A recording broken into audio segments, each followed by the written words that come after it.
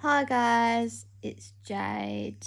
I've tried to do this video like 4 times now and kept getting like the dogs were mothering me and then the alarm guy came and it was just like, oh my god. Just let me do the video. So we're really tired because we've been at work since like early hours of the morning. So forgive us. But I just wanted to share with you, what's up Bella, every time I try and do the video.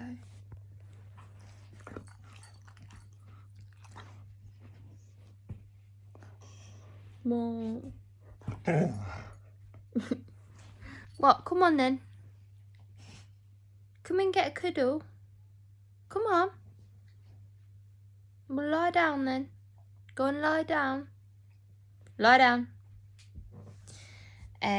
So I wanted to it's been something I've wanted to talk about for a while, but we didn't know whether to do it or not.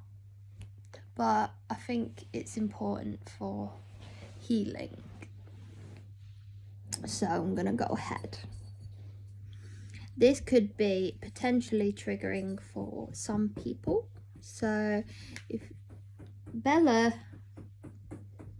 how fucking cute is that face? Go and lie down. Lie down. Go and lie down. Lie down. Down. Down. Down, down, down. Lie down. Bella. Good girl. Anyway, if you are triggered by like sexual activity, not abuse, just like activity, don't watch it. I'll put a trigger warning in the description too. Excuse me. So basically, because of the nature of our trauma, I was the original protector of the system. And because of the nature of the trauma,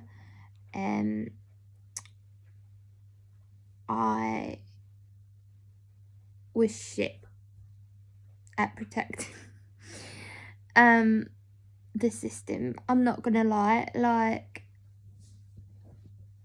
when we were like a teenager, so we were both like 13, 14, I kind of like rebelled against having to share the body. Like Beth was still unaware that we had any issues, and like we had DID. She just thought, like, blanked it out and just had memory loss and stuff like that. But I was quite naughty in school, was always getting in trouble and stuff, and getting detentions, and I'd hide it from like my parents and stuff. But I also like didn't like the thought of like having to have a job like to protect this, like ourselves. Like I just wanted to party and have fun and stuff. I started drinking quite a bit without my parents knowing from quite a young age, probably like 13. Just hide in my bedroom, steal alcohol from my parents, like go to the pub. I'd go to the same pub because they would always let me drink. Like I would just pretend like I was old enough, and they never ID'd me or anything. Like it was quite wrong, really, but I was a messed up kid. So, yeah, I used to do that, but I hated the fact that people could hurt me in that way. In the way they hurt me, I just resented the fact that that would get to me so much. Like, I wanted to just find a way to forget the hurt and make it nice, so that if anyone hurt the body again, it wouldn't hurt us. It would just be like, oh well, I like that now, so whatever. Obviously it don't work like that. If you don't want to do it, you don't want to do it, and if someone makes you do it, then it's not nice, regardless of how many times you've done it. But I, as a child, did not understand that. So it was my way of protecting us that I would try and just sleep with as many people as I could from a sickening young age. But obviously, like, that wasn't like the first time. And sorry, this is like really hard to talk about. So I would do that and try and just kind of dissociate, so I didn't have to think about it, but I thought it would make it so that every time it happened, we were just numb, so that it wouldn't hurt mentally or physically. But it didn't work. No matter how hard I tried and how many times I tried to do it, it just never felt any better. Who the fuck is that?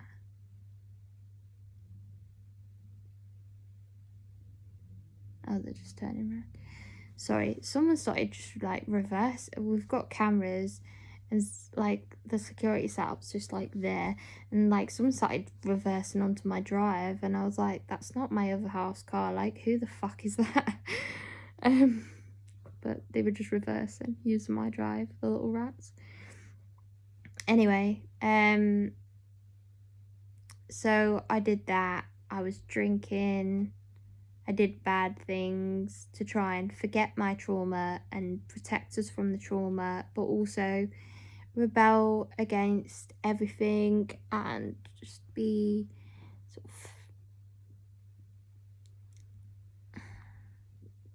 happy and have fun. Like, I really liked drinking because it made me forget everything and be happy and like, yeah, everything's a party. But sometimes it made me feel worse. Like, I would just cry and cry and cry, and the more I cried, the more I wanted to drink, and the more I drank, the more I cried. So sometimes it didn't work, but eventually I would just fall asleep and stay asleep for ages, and that would be awesome because I wouldn't have nightmares. If I drank and slept, I would just sleep. It was like a dreamless, blissful sleep. I'm not saying we were like alcoholics, but I was a kid and I was really messed up, and no one at school ever understood why I behaved so strangely. Like, they used to say we were making up names, like we wouldn't keep the same name, and our name was Beth and that was it. And they would say we were acting immaturely sometimes when it obviously was one of the littles, like, and they just didn't think to question maybe this little girl is going through something. Maybe this little girl is messed up for a reason. Maybe this little girl is behaving this way because she is being hurt and no one cared. They were just like telling me off and, you know, shouting at me, giving me tension, putting me in isolation, and being isolated just made everything worse. And like pulled out lessons and not being able to learn, and God knows how we passed our GCSEs. We did really, really well.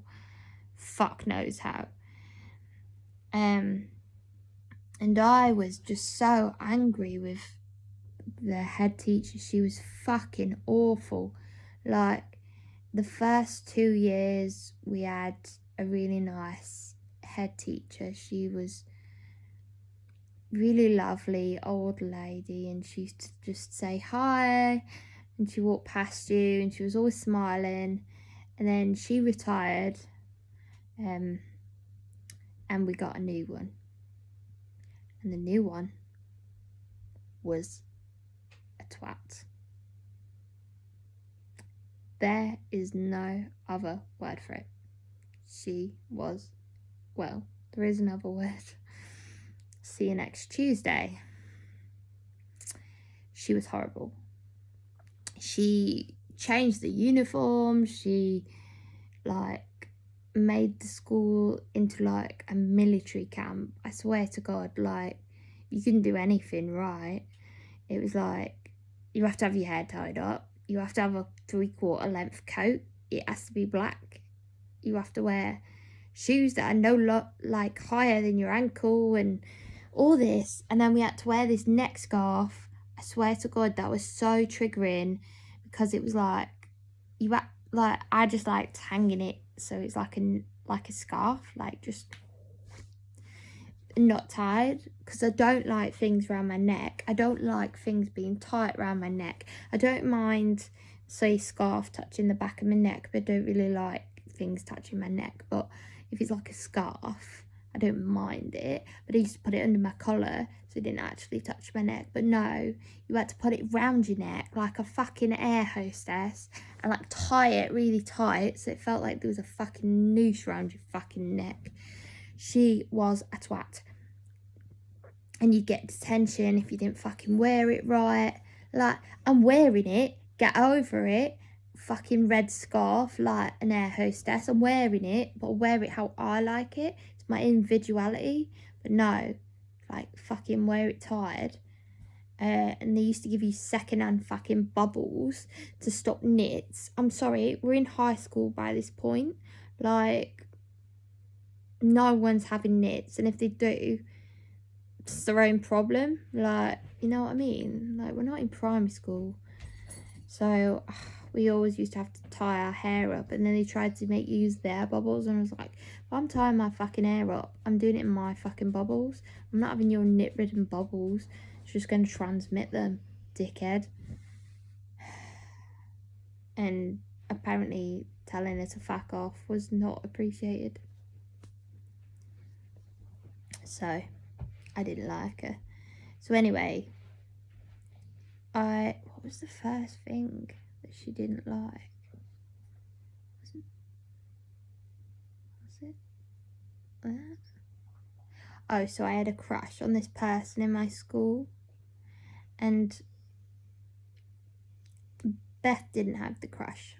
I did. So it was like a weird crush, because she hated me and I hated her. She was a fucking dick, but she was hot. She was. And unfortunately, she was hot. And I used to like, just like, if I seen her come in from like dinner, I used to just like look at her from the window. It's not that weird. I was fucking like, what was I, like 13, 14? I was in like year 9. I was only a kid. I just like, she's hot. Really think you can handle that? She was like 2 years older than me. It's like, get a grip, grow the fuck up. You're older than me, get over it. Take it as a fucking compliment, you twat. But basically, I think she was jealous because we went to the same like musical theatre, like kind of shitty little Amdram group thing, and she wasn't a good singer or a good dancer, but her like mum was like one of the producers, so she got like a main part, and I didn't, but I was the best singer there, so I think she was just gel. But we did High School Musical once. Oh my god, it was the cringiest fucking thing. But she got the part of Sharpay, and it just proper made me laugh because she was a dick, and the character sued her. Anyway, so I had a crush, and then they said I couldn't have a crush, so I was like, well, okay. Don't think you can control who I do and don't like you control me talking to her or whatever, but I never did. So I don't really know how you can control who I do and don't like. What are you gonna do, like change my brain? Anyway, so there was that, and then I was just like, all right, whatever. So I called my parents in, said I was like stalking her, and it was a load of bullshit. Like, I wasn't stalking her. I didn't even know what form she was in. I didn't know what class she was in. How the fuck was I stalking her? Wasn't. Anyway, just because she seen me at the window once. Could have been just fucking looking out the window for all she knew. Like, it was only a couple of times as well. She's a right weirdo. Anyway, she left by that point, like the next year. And then, so there was this teacher, Tilly got really close to. Tilly is our little, if you don't know, she's like 10.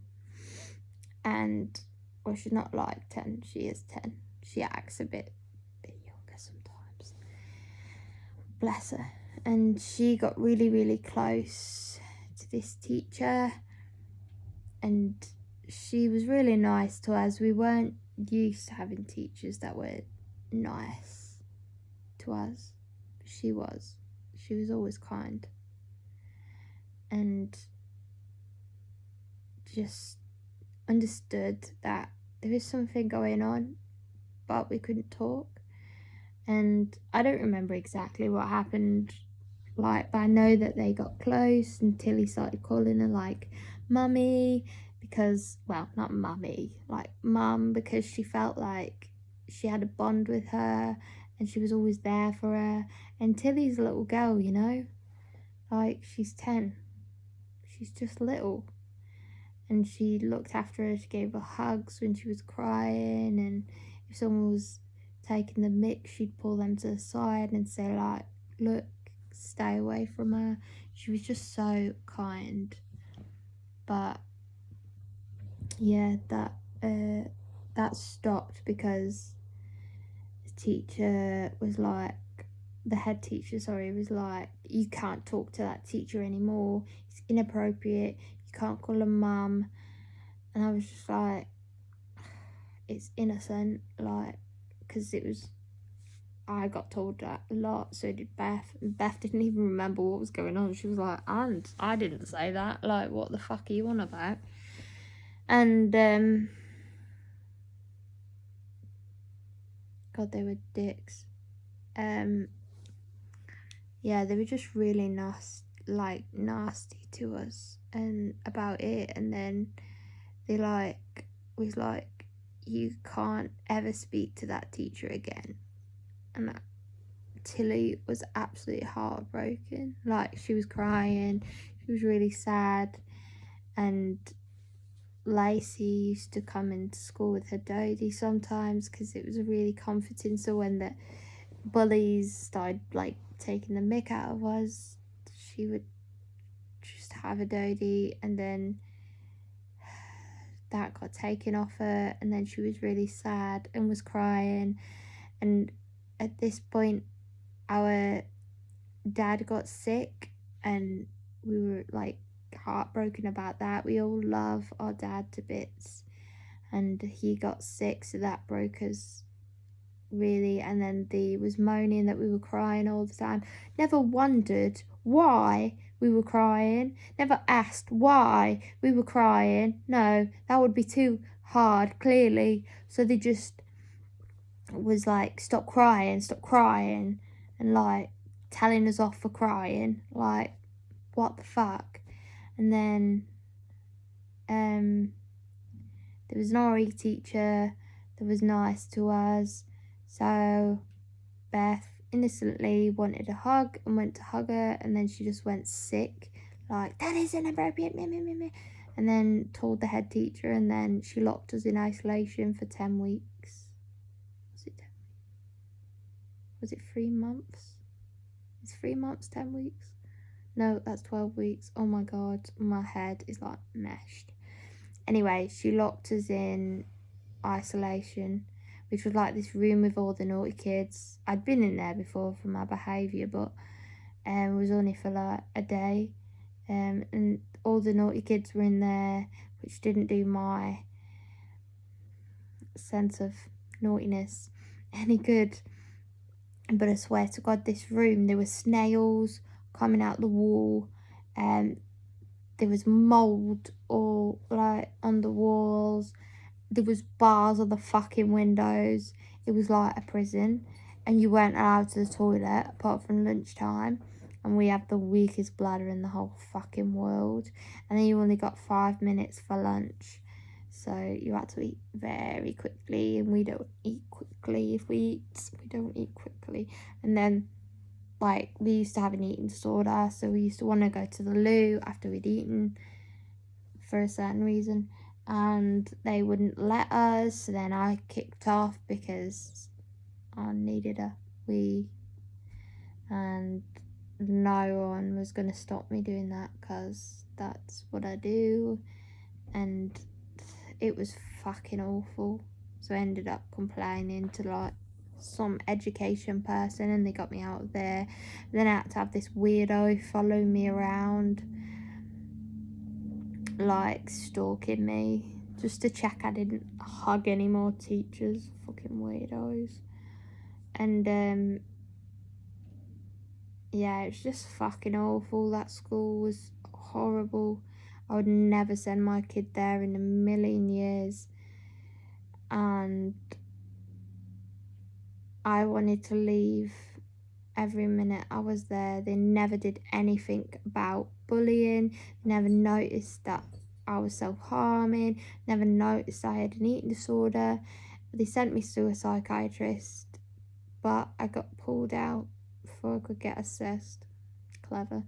But all they did when they asked me questions is, does your dad hurt you and all this? And I was like, no, I love my dad.